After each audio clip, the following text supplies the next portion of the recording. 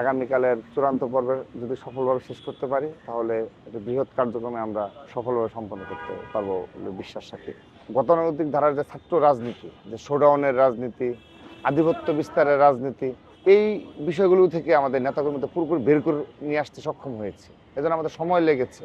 আমাদের শুধুমাত্র একটি সুখের বিষয় রয়েছে যে ফ্যাসিস্ট মুক্ত বাংলাদেশে আমরা ঈদ উদযাপন করতে পারবো। শোডাউন দিতে হবে এলাকায়, তা না হলে সে লিডার না। এটা সাধারণ জনগণের মধ্যে এই পারসেপশন এখনো রয়েছে যে আমরা হিফজুল কোরআন ও কোরআন তেলাওয়াত প্রতিযোগিতার আয়োজনের আমরা চূড়ান্ত পর্বের দিকে রয়েছি। তো আজকে আমাদের সর্বশেষ যারা উত্তীর্ণ হয়েছে তাদের সবার মধ্য থেকে হিফজুল কোরআনের জন্য আমরা টপ 10 এবং কোরআন তেলাওয়াতে টপ 10 নির্বাচন করছি। তো ইতিমধ্যে কার্যক্রম শুরু হয়েছে। এই টপ 10 থেকে ফার্স্ট, সেকেন্ড, থার্ড যে নির্বাচন সেটি আগামীকাল টিএসসি অডিটোরিয়ামে অনুষ্ঠিত হবে। আমরা সকাল থেকে এখানে গার্ডিয়ানরা এসেছে, প্রতিযোগীরা এসেছে, তাদের সবাইকে আমরা রিসিভ করে আমরা একটা সুন্দর পরিবেশে আমাদের এই আয়োজনটা সম্পন্ন হচ্ছে। আগামীকালের চূড়ান্ত পর্বে যদি সফলভাবে শেষ করতে পারি তাহলে একটা বৃহৎ কার্যক্রমে আমরা সফলভাবে সম্পন্ন করতে পারবো বলে বিশ্বাস রাখি। এই আয়োজন থেকে আমাদের একটি বিষয় যেটি উপলব্ধি হয়েছে কাজ করতে গিয়ে, আমাদের মাদ্রাসার শিক্ষার্থীদের জন্য আমাদের অনেক কিছু করণীয় রয়েছে। আমাদের সংগঠন থেকেই যে করণীয় সেরকম না, রাষ্ট্রকে নতুনভাবে ভাবতে হবে। যদিও অতীতে সবাই কিন্তু যারাই রাষ্ট্র অবৈধভাবে ক্ষমতায় ছিল তারাও কিন্তু এগুলো নিয়ে কথা বলেছে, কিন্তু বাস্তবিক অর্থে কোনো তাদের জন্যে যে সত্যিকার অর্থে তাদের জীবন মান, শিক্ষার মান পরিবর্তন হবে সে ধরনের কোনো পদক্ষেপ তারা গ্রহণ করেনি।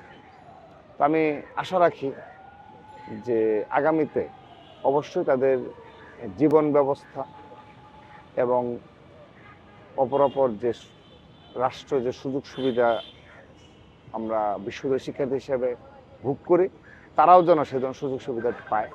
সেজন্য আমার মনে হয় সবাই আন্তরিক রয়েছে। আমি বিশ্বাস করি আন্তরিকভাবে কাজ করলে আগামীতে এটি নিরসন করা সম্ভব। শিয়া বাটার ও ভিটামিন ই সমৃদ্ধ lily glam beauty soap. Lily, always beautiful. পবিত্র মাহে রমজান উপলক্ষে আমাদের এই আয়োজনটি। তো পবিত্র মাহে রমজানে আমরা ইফতার মাহফিল সহ অপরাপর বেশ কিছু কার্যক্রম গ্রহণ করেছি। আমরা গতানুগতিক ধারার যে ছাত্র রাজনীতি, যে শোডাউনের রাজনীতি, আধিপত্য বিস্তারের রাজনীতি, এই বিষয়গুলো থেকে আমাদের নেতাকর্মীদের পুরোপুরি বের করে নিয়ে আসতে সক্ষম হয়েছে। এজন্য আমাদের সময় লেগেছে। বাংলাদেশের মানুষের মধ্যে একটা টেন্ডেন্সি রয়েছে, লিডারশিপ বলতেই তারা কিন্তু এখনও আপনি বুঝে যে শোডাউন দিতে হবে এলাকায়, তা না হলে সে লিডার না। এটা সাধারণ জনগণের মধ্যে এই পারসেপশন এখনো রয়েছে। আমরা এই গতানুগতিক ধারা ছাত্র রাজনীতি বের হয়ে আসার জন্য আমরা চেষ্টা করছি, যেহেতু সারা দেশে ওয়ার্ড পর্যায় পর্যন্ত আমাদের সংগঠন রয়েছে। তো আমরা সফলও হয়েছে। সেজন্য আমরা ভিন্ন ধরনের ছাত্র রাজনীতির কর্মসূচি গ্রহণ করছি। আপনি ঈদের পর এই ধরনের আরও বেশ কিছু কর্মসূচি দেখতে পাবেন, যেগুলো গতানুগতিক ছাত্র রাজনীতি থেকে পুরোপুরি ভিন্ন ধরনের কর্মসূচি। ঈদ উপলক্ষে আমাদের স্পেশাল কোনো পরিকল্পনা নেই। আমাদের শুধুমাত্র একটি সুখের বিষয় রয়েছে যে ফ্যাসিস্ট মুক্ত বাংলাদেশে আমরা ঈদ উদযাপন করতে পারবো, এবং সেখানে কোনো প্রকার কোনো হানাহানি কিংবা ঈদের মধ্যেও আপনি স্মৃতিচারণ করতে হয়। ঈদের মধ্যে আমাদের বিএনপি যে যারা নেতাকর্মী ছিল অতীতে তারা কেউ কিন্তু বাড়ি গিয়ে ঈদ করতে পারেনি, এবং ছাত্র দলের আমরা যারা রয়েছে আপনি দেখবেন যে অধিকাংশ ছাত্র দলের নেতাকর্মীরা ঢাকায় ঈদ করতে হয়েছে।